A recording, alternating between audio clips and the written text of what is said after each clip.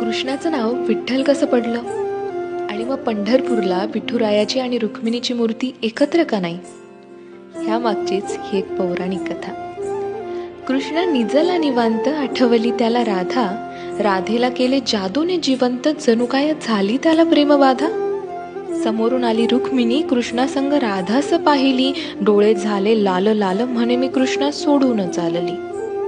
कुठे गेली रुक्मिणी कुणास बाई ठाऊक, कृष्ण भटकतोय तिला शोधत, होऊन व्याकुळ भाऊक. पोहोचला बाई कृष्ण शोधत तिरी चंद्रभागेच्या, अन रुक्मिणी दिसली दिंडी रवनात पंढरीच्या. कृष्ण म्हणवितो रुक्मिणीस, पण ती रुसलेली फार, म्हणतो कसा, अगं रुक्मिणी कसा करू मी तुझ्या विना वैकुंठाचा संसार. रुक्मिणी नाराज, त्यातच कृष्णास आठवे भक्त एक थोर, नाव त्याचे पुंडलिक, लय गुणाचं ते पोर.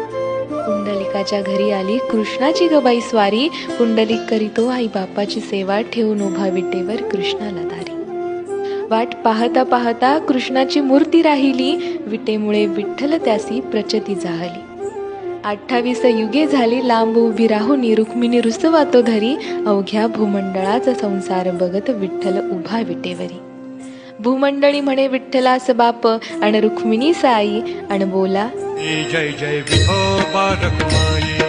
विठोबा रखुमाई जय